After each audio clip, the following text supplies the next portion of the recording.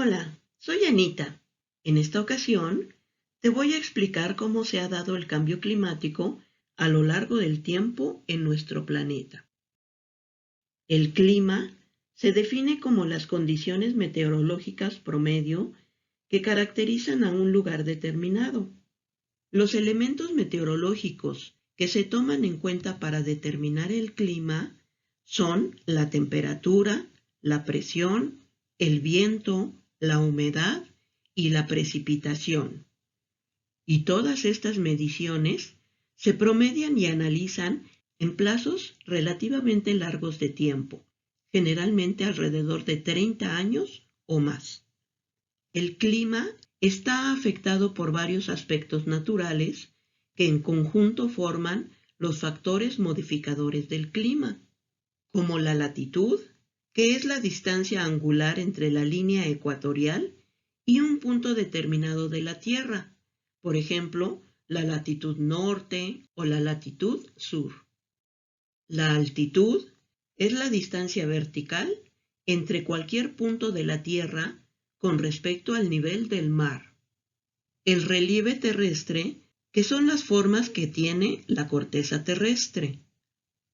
La lejanía de las grandes masas de agua y los movimientos de agua de los océanos, formando las corrientes marinas. Como vemos, el clima no es algo que permanezca estático, ya que de manera natural manifiesta muchos cambios. El cambio climático se refiere a la modificación del clima que se ha presentado con respecto a su historial y puede ser a escala regional o global. Es un fenómeno complejo con numerosas variables, como los ciclos del agua, los vientos solares y la posición de la luna, entre muchos otros. No es lo mismo el calentamiento global que el cambio climático. El calentamiento global se refiere al aumento de la temperatura media de la Tierra, que es propiciado por el efecto invernadero.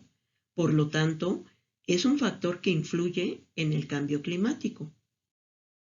Los cambios climáticos han existido desde el inicio de la historia de la Tierra, conformando edades de hielo, donde la Tierra experimenta una disminución de la temperatura de la atmósfera, del agua y de su superficie, lo que provoca la formación o expansión de las capas de hielo polares y de los glaciares alpinos, y duran millones o decenas de millones de años.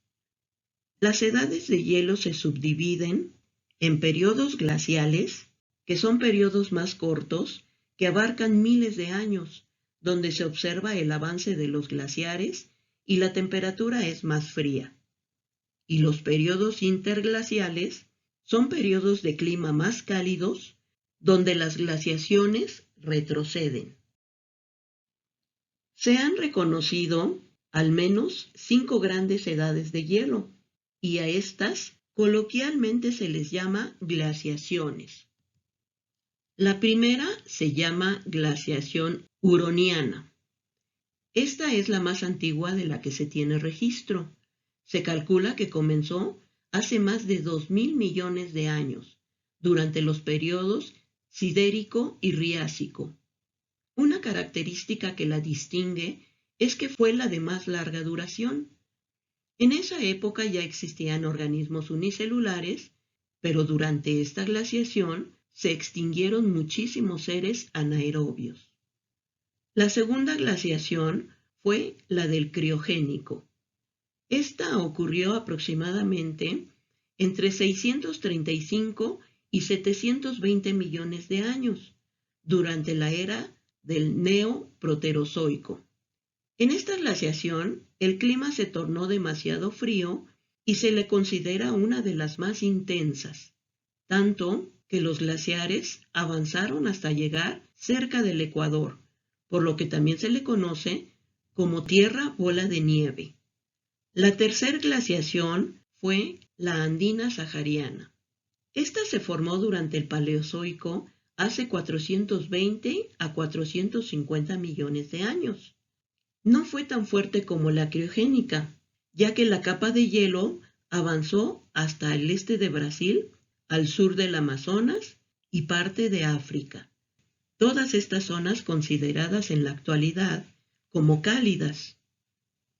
La cuarta glaciación fue Karoo. Esta glaciación tuvo lugar hace 260 a 360 millones de años, en el eón Fanerozoico. Durante esta glaciación aumentaron los niveles de oxígeno que tenía la atmósfera, por lo que permitió la evolución y el desarrollo de organismos más grandes. Y la quinta glaciación fue la Cuaternaria. Esta es la más reciente y por lo tanto hay más información de ella. Comenzó hace 2.58 millones de años y continúa en la actualidad. Una característica es que la Antártida, Groenlandia y el Ártico están cubiertas de hielo. Durante esta glaciación, los glaciares se han extendido y retrocedido más de 20 veces, y actualmente nos encontramos en un periodo interglacial. Cuando consideramos escalas largas de tiempo, el clima está determinado por la cantidad de energía que hay en el ambiente y hacia dónde se mueve. Si cambia este balance de energía, el clima también cambia. Al cambio de este balance se le conoce como forzamiento. Y hay dos tipos de forzamiento. El interno o natural. Este se da cuando el cambio es causado por agentes propios del sistema climático, que incluye 5 componentes: la atmósfera o aire, la hidrosfera o agua, la criosfera o hielo y permafrost, la litosfera, que es la capa rocosa superior de la Tierra, y la biosfera, que corresponde a los seres vivos. Y todos estos componentes se analizan en periodos de 30 años. El forzamiento externo se da cuando el cambio es causado por agentes externos del sistema climático, incluyendo varios fenómenos naturales y también efectos de la actividad humana. Voy a explicar cada uno de estos dos forzamientos. Vamos a ver primero los forzamientos externos. Durante los últimos 400.000 años han ocurrido periodos de baja temperatura seguidos de otros de mayor temperatura, alternados de manera relativamente regular. Estos ciclos se explican gracias a la teoría astronómica de Milankovitch. Este modelo de Milankovitch se basa en 3 parámetros que varían a lo largo del tiempo, debido a las interacciones gravitatorias entre los componentes del sistema solar, y son la excentricidad de la órbita, la oblicuidad y la precesión. Estos parámetros marcan el momento en el que ocurre una glaciación y son registros que se grafican como se observa en esta imagen. Vamos a ver a qué se refieren cada uno de estos 3 parámetros. La excentricidad de la órbita se refiere a la forma que tiene la órbita terrestre cuando se mueve alrededor del Sol. Aquí vemos que la órbita es elíptica debido a la atracción gravitatoria que ejerce Júpiter y Saturno. En esta elipse vemos una zona que se encuentra más alejada del Sol, a la que se le conoce como afelio, y normalmente la Tierra se encuentra ahí en el mes de julio. El lado opuesto es más cercano al Sol y se conoce como perihelio, donde la Tierra se ubica en el mes de enero. Aproximadamente cada 100.000 años, la órbita se alarga y se acorta, lo que provoca que a veces sea más elíptica, es decir, más excéntrica, y después se hace más circular. Cuando tiene el máximo de excentricidad, se intensifican las estaciones del año en un hemisferio y se modifican en el otro. La oblicuidad se refiere al ángulo de inclinación del eje de rotación de la Tierra con respecto a una perpendicular al plano orbital, es decir, la inclinación que tiene el ecuador terrestre con respecto al plano orbital. Este ángulo fluctúa entre 22.1 y 24.5 grados a lo largo de 41.000 años. Actualmente la inclinación es de 23.26 grados. Esta oblicuidad influye en la distribución latitudinal de la radiación solar, por lo que al aumentar la oblicuidad, las estaciones se hacen más extremas en ambos hemisferios, siendo los veranos más cálidos y los inviernos más fríos. En cuanto a la precesión, es el bamboleo del eje de rotación de la Tierra que describe una circunferencia completa. El eje da una vuelta completa cada 26.000 años y como tiene un ángulo de inclinación de 23.5 grados, el giro que describe es un cono, lo que provoca un bamboleo como el de un trompo o una peonza. Esto se debe al achatamiento de la Tierra y a la distribución de los continentes en los hemisferios. Durante este movimiento, en algún momento el eje de rotación señala hacia la estrella polar y en otro momento hacia la estrella Vega. La consecuencia de estos ciclos de Milankovitch es que el clima global terrestre cambia a lo largo del tiempo. En la actualidad nos encontramos en una excentricidad decreciente con una oblicuidad media y la precesión hace que el hemisferio norte esté inclinado hacia el Sol cuando la Tierra está en afelio, de tal manera que no se favorece la intensificación de las estaciones del año. Para que ocurra una glaciación, la Tierra debe de estar en afelio y la excentricidad debe de ser máxima. Al mismo tiempo, la oblicuidad debe de ser la menor posible, para que las estaciones sean menos marcadas y haya veranos menos calurosos. En cuanto a la precesión, debe de ser tal que el hemisferio norte quede inclinado hacia el Sol en el afelio, para que el verano ocurra en ese afelio y se derrita menos el hielo, conservando así esa cubierta de hielo para que siga aumentando. En cuanto a los forzantes internos, la Tierra es un sistema tan complejo que todos sus procesos internos interactúan entre sí y provocan cambios que afectan el clima. Uno de estos procesos corresponde a la orogenia. Esta se refiere al proceso tectónico mediante el cual la corteza continental se arruga y fractura, aumentando de esta manera el grosor original que tiene la corteza. En este proceso, hay movimientos que modifican la superficie terrestre de forma horizontal, como el desplazamiento gradual de los continentes.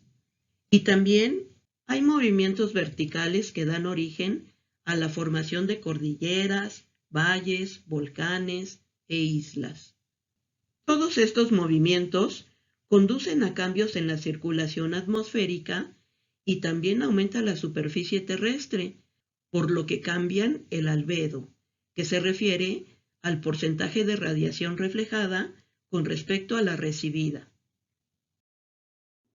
Otro proceso interno es la espirogenia, la cual se refiere a los cambios en la disposición global de las masas de la Tierra. Hace 250 millones de años existió un supercontinente llamado Pangea, en lugar de los continentes que tenemos hoy en día. Y desde ese tiempo, los continentes se han movido, separándose gradualmente. La más reciente separación ocurrió entre Europa y América del Norte a lo largo de los últimos 60 a 70 millones de años. Otro proceso interno que afecta el clima corresponde a la actividad volcánica. Las erupciones volcánicas depositan grandes cantidades de polvo y dióxido de azufre en la atmósfera superior y la estratosfera.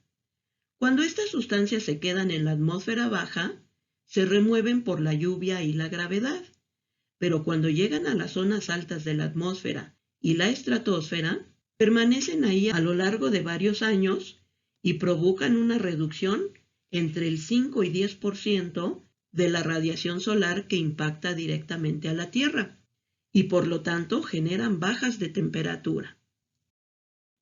También afecta al clima la circulación de agua que se realiza en los océanos, ya que estos cuerpos de agua desempeñan dos funciones importantes.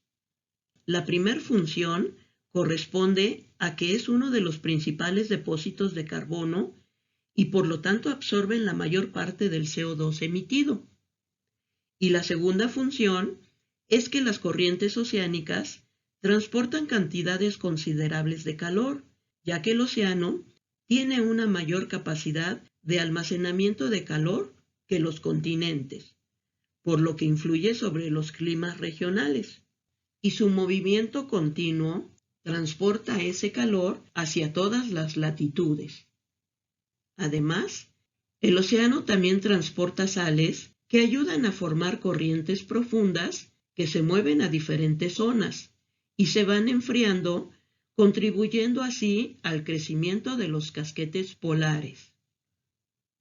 En la actualidad, en el Océano Atlántico se absorbe la mayor parte del calor y esas aguas superficiales lo llevan hacia el norte, llegando a Groenlandia, donde se enfrían y se sumergen, formando una corriente que recorre nuevamente el Atlántico hasta llegar al Océano Glacial Antártico.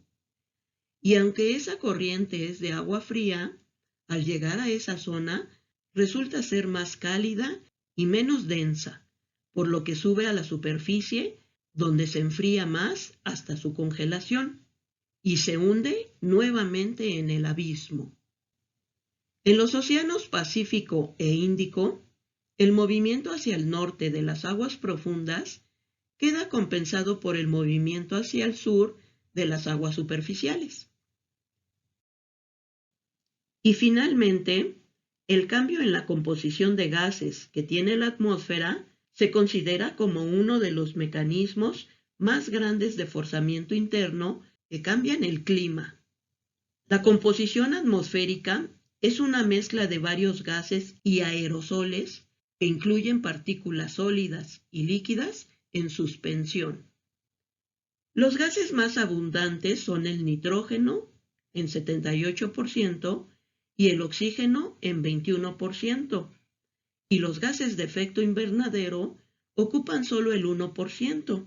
Sin embargo, aún así juegan un papel muy importante en la dinámica atmosférica. Estos gases de efecto invernadero aumentan la capacidad para absorber las ondas infrarrojas, lo cual aumenta la temperatura superficial de la Tierra, y además reducen la pérdida de esta radiación hacia el espacio, potenciando así ese aumento de temperatura. Durante el pasado, los cambios naturales en el contenido de CO2 atmosférico ocurrieron como respuesta a mecanismos de fuerzas orbitales, pero en la actualidad, la humanidad es el principal factor de ese cambio. Todos estos aspectos que acabamos de ver influyen de distinta manera en el clima de nuestro planeta. Además, nos damos cuenta que la historia de la Tierra está inmersa en periodos donde se cubre de hielo, conocidos como glaciaciones, y periodos interglaciales con temperaturas más cálidas, los cuales fluctúan al cabo de muchos miles de años. La existencia de la humanidad lleva pocos miles de años en un planeta que no está cubierto de hielo, porque está en un periodo interglacial, donde hemos evolucionado física y culturalmente junto con otras especies, y la dinámica del planeta continuará. Su temperatura media irá disminuyendo poco a poco hasta el próximo periodo glacial, pero recordemos que este ciclo dura alrededor de 100.000 años, por lo que faltan aún varios milenios. Sin embargo, a lo largo de varias décadas, hemos observado un calentamiento fuera de lo normal y nos hemos dado cuenta que ha ocurrido porque estamos emitiendo gases de efecto invernadero, donde el dióxido de carbono se ha concentrado por encima de 400 partículas por millón, siendo un valor totalmente antinatural en la historia de nuestro planeta. No sabemos qué ocurrirá en las próximas décadas, pero dependerá de lo que seamos capaces de cambiar en nuestras actividades humanas para hacer que la Tierra pueda retornar a sus ciclos naturales. Todos y cada uno de nosotros podemos hacer acciones que ayuden a mitigar estos cambios, y en nuestras manos está lograrlo. Vamos a dejar hasta aquí este tema, y espero que te haya sido útil toda esta información. Te invito a ver los demás videos de mi canal y también te puedes suscribir a él. Nos vemos en la próxima. Muchas gracias.